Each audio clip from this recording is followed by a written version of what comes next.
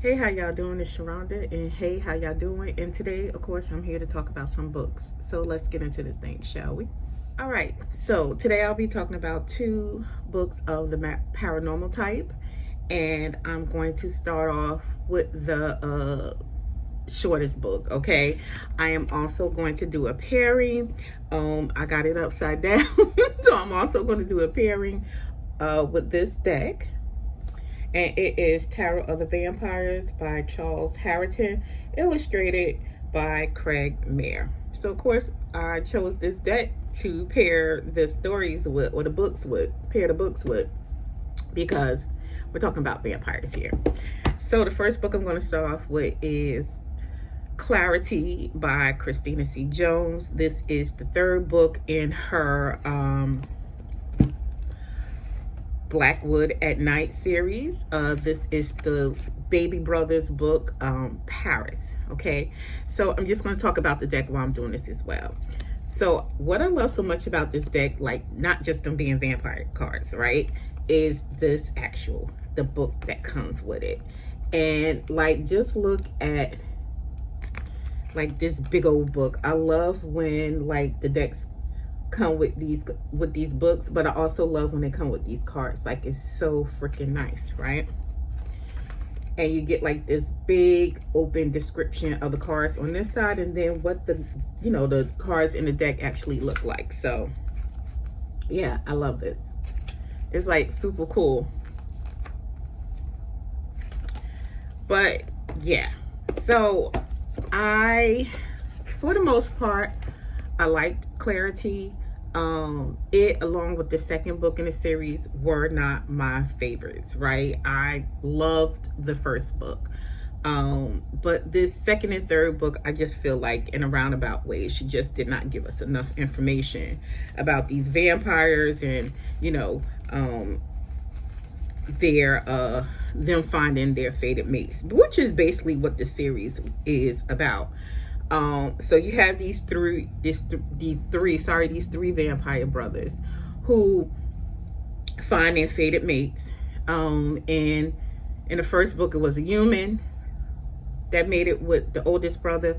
In the second book, she was half vampire and half some other type of being. And then in this book, Paris is being mated with a witch.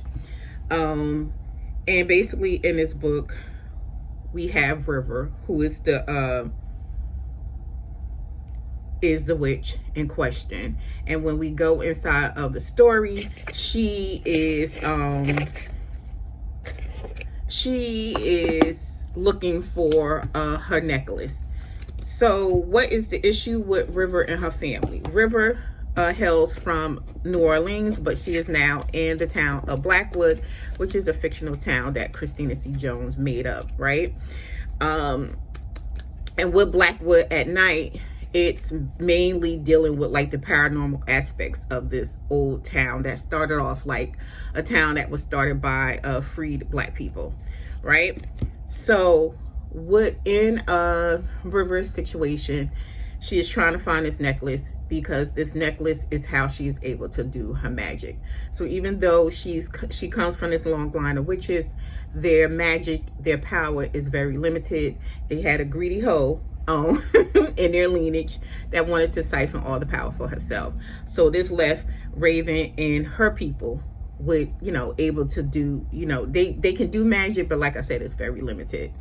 So she also had to find like this grimoire, right? And this grimoire had ties to how the family could solve this issue of how they could gain their power back. And also, it also like, I guess you want to say they're not able to like live forever or whatever. It like kills them off, and it kind of like ages them as well because they don't have access to their full power.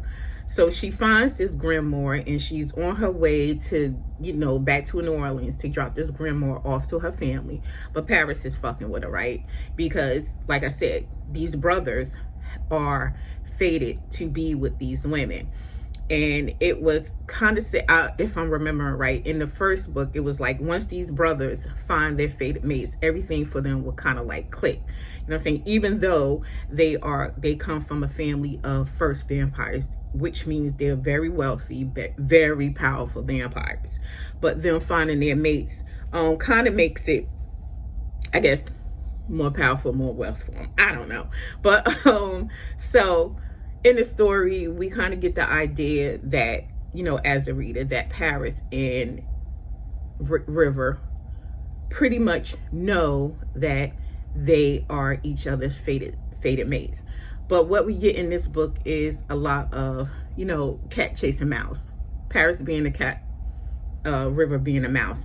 It's a lot of chasing going on, okay? And River keeps running because River, even though she knows Paris is her fated mate, she's just like, I gotta solve this goddamn mystery for my family, you know what I'm saying? Because we just falling the fuck off, so I gotta do something.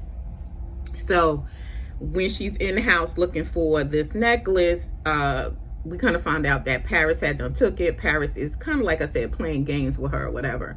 And they're doing like this whole back and forth that you will read, you know, if you read the book or if you have read the book, you'll see that they're doing like a whole lot of back and forth. Paris is just trying to get River to be like, listen, girl, you already know we're fated to be together. Stop playing these goddamn stupid bald-headed games and let's get this party popping. But River is just like, I have to do some things. I felt like she did all this running because she wanted to get this grimoire back to her mom's, you know, to her mom, so that she can save her mother, you know what I'm saying? Because they had already lost an aunt from, I feel like, a curse, you know what I'm saying? Because them not having access to this grimoire, to this additional power that was taken from them. You know, they, like I said, they were aging and dying off early. So River was kind of like in a frantic state of mind, like, I done found this grimoire, because her job, she is also like this kind of like treasure hunter, which is what I call it. I don't know, you can call it what you want, but where she goes around, you know, she collects these old family heirlooms for, you know, very wealthy families. And in the process of doing that, she found this grimoire that is directly tied to her family. But River, doing all this running, Paris is always able to catch up with her and, you know, like, girl, stop all this goddamn running and all this other stuff. So we finally get to like the part where he follows her to Louisiana, like I said, where her family is from, where she drops off this grimoire. And once she drops this off to her mom, her mother is reading a grimoire. Her mother was like, oh wait, you're fated to be with one of the fates. This is what's, you know, one of the first. This is what is going to help us, you know, return some of this power that we have lost. I'm shuffling the cards, and this is the back of the card deck. This is the front of the cards, which is the Hanged Man card. I don't particularly care for the stock of this card. I just feel like it's kind of flimsy. It does help with shuffling, but I don't like the stock. A lot of indie tarot decks, the stock is beautiful. It's like, it's nice, it's thick, it's scrumptious, right? But this is like, you know, mass produced. So when I shuffle, I always have to do this, because if you don't, you get like these bent cards up like this. But anyway, so like I said, I felt like she was always running because she wanted to get this book back to her family, which she does. And by the end of the book, basically her and Paris end up finally being bonded together. And they are bonded through each other blood. And the other thing is River, and also Paris, but Paris had already like did his running around or whatever, because he was like the loose and wild brother. His older brothers were just like we just disappointed in this bitch, you know what I'm saying? Like, he just can't get his shit together. We don't know why. And then we also find out in the second book, like, Paris is the reason why the two older brothers even had access to their mates. Like, he put their mates directly in front of him, because Paris already knew River was his, and he was just like, I'm gonna need for you motherfuckers to hurry up and get out the way so I can get to mine, you know what I'm saying? So they were like pissed, but I think they understood in the end that we got to get this ball running. But anyway, so River was, I want to say Raven so bad and I don't know why, but River was also in the mindset of like, I don't know this damn man, you know what I'm saying? So it's like, yeah, I'm fated to be with him, but I know of him because the blacks are very powerful. They're this old wealthy vampire family, so you know, come see about me, you know what I'm saying? People know about him, you know what I'm saying? But River is like, shit, out. You know what I'm saying? Like, shit. Like I understand that we got to be together, but goddamn, can I get to know the man? You know, or the beast, a little bit before I step into this goddamn house. So we do see, like, towards the end of the book, where after all this chasing around, like I said, where they are finally bonded, but these two end up, they sit down, they talk, and you know, they get to know each other, which wasn't a lot on page. You know what I mean? So it was, I feel like it was an okay ending to this series. Personally for me, with this book and the second book, I just feel like it was like a whole lot of, like, even though we got some information, I still feel like we were like missing some things, right? If that makes sense, because with paranormal romances, books, whatever, you know, you have to build this lore, you know what I mean, around these characters.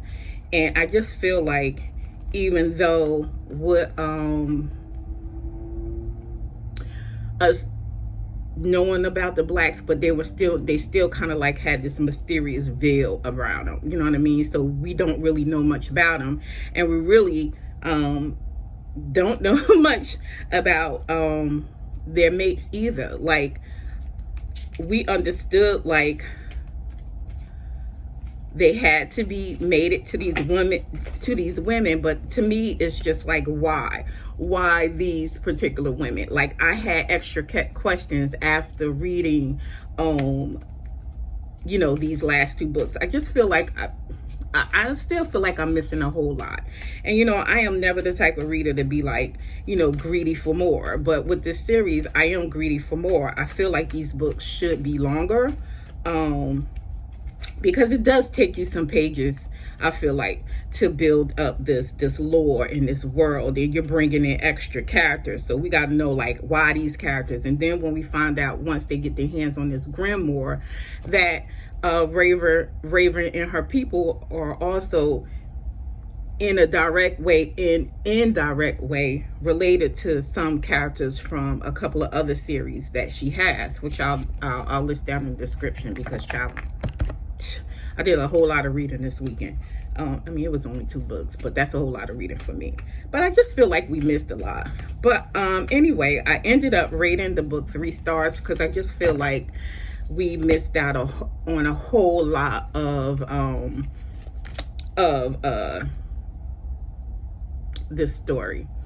And this book and the second book just did not move me the way I thought it would move me, you know what I mean? So yeah, I just wasn't feeling it. So far as cards, I would choose from this deck for clarity. Sorry. I was trying to think of, I was like, what the hell is the name of the book? Because my brain is like, girl. So for this story, I would definitely choose the Magician. And why I chose this card is because of the imagery on it, right? I just feel like with this card, you see this dude where the blood is being drawn from his arm and it's being made into this affinity image or whatever. I want to say something else, but it's not coming to me. So we have at the end of the book, like I said, once these two are bonded, we have it where they kind of like bond through blood, but they actually get their names tattooed on, you know, on each other's neck or whatever. And I just feel like this card kind of like represents that, especially with this affinity symbol. And like I said, the Magician. And also because it's not that she was a magician, but River is a witch. So I think this card fits for this story. Okay, then the next book I read was a book that I actually, one of the books that I requested through NetGalley and got approved for. If you go back to my videos where I requested all them goddamn ARCs and I'm overwhelmed. But anyway, it is A Seduction of Dreams and Nightmares by A.J. Locke. And let me tell you guys, I was so pleasantly surprised by this goddamn book. Like, it was really, really good. I was just like, oh my God. Not to say that I wasn't expecting it, but it was just like, okay, took me, you know, completely by surprise. So this is also paranormal. It is more the paranormal fantasy realm. And in this story, we have it where we have Navari, who is human, and then we have Lucerio and Keon. And these two end up having a very luscious threesome relationship that goes on here. So Lucerio is a incubus, sex demon, all right, and Keon is a vampire. And Navari comes into play because she works at Lucerio's bar. She is very much attracted to Lucerio. Lucerio, of course, runs a sex bar, okay, and it's a whole lot going on in that bar. I was like, I like this. But anyway, so we have it where Navari is very much attracted to him. And you know, for like the beginning of the book, you understand that maybe she's attracted to him because of you know, him being a sex demon, an incubus, and also her working in this goddamn sex bar, because people down there having sex, he's feeding off of it, and you know, putting, you know, the energy is just floating around the place. And then we have Keon. Keon is a vampire who does not like being a vampire, but he is good friends with Raven. They are also fuck buddies, okay? I'm sorry, not Raven. Navari. He is good friends with Navari, but you know, they are also like fuck buddies or whatever. And on this day, Keon is also on this search for the cure.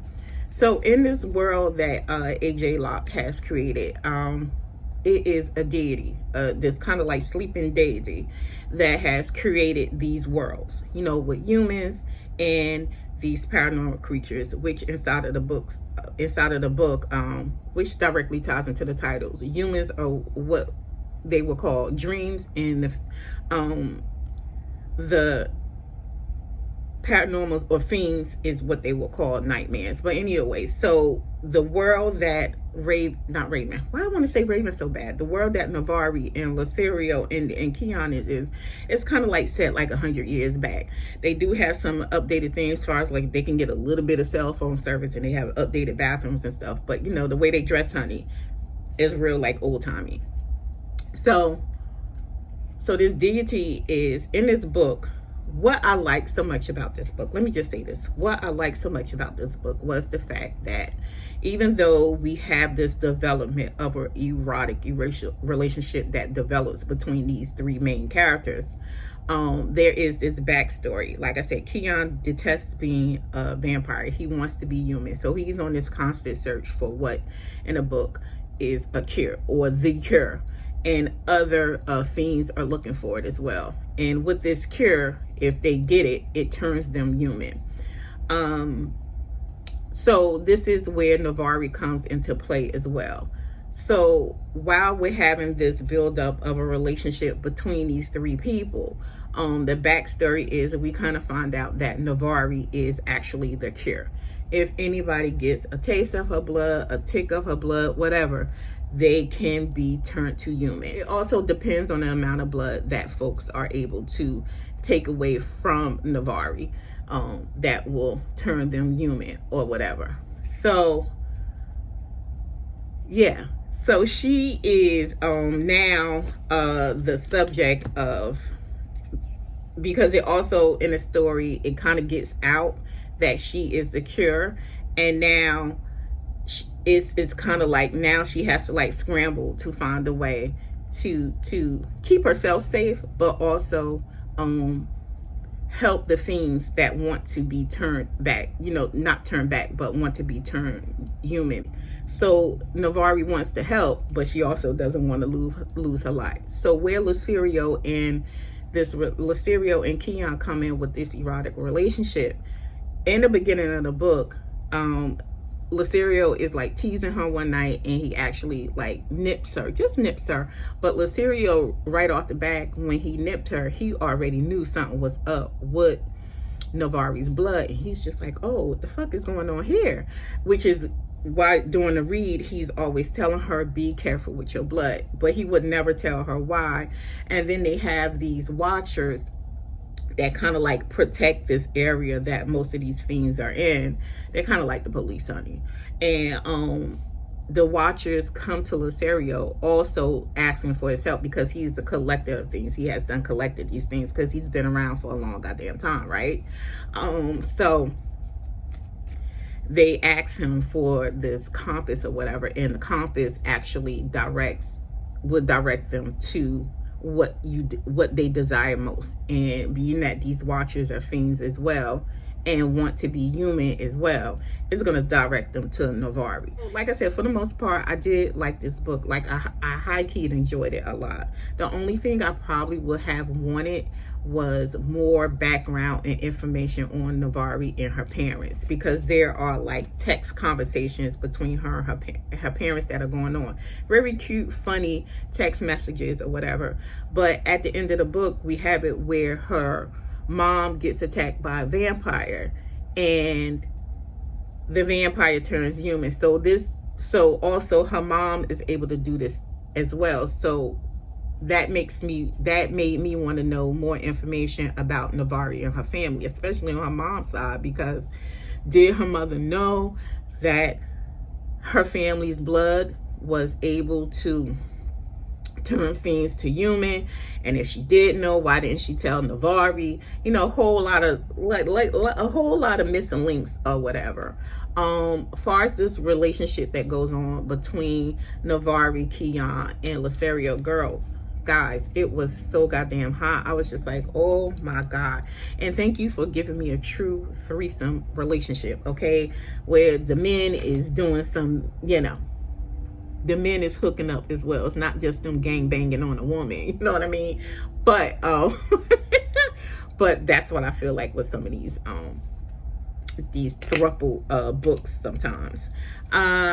But so yeah, so for the most part, I really did like this book. It was a really good story. Like I said, I was pleasantly surprised by it. And if you like, and I love like her take on adding like these different kind of paranormals. Like she has like these spider type creatures, and she has these snake like creatures, and she has these other creatures that are actually like almost kind of like made out of flowers. Like they have to like sit themselves in a flower, you know, in like flower dirt, or like in dirt to like, you know, to grow and prosper and things like that. So she really did a really good job of coming up with this world, and she does an awesome job of keeping you engaged with this backstory of Navari eventually being this cure to turn these fiends, while also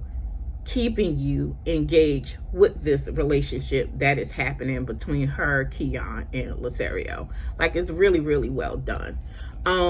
And for this for this story, I would go with the moon card. Like, again, we get in the moon.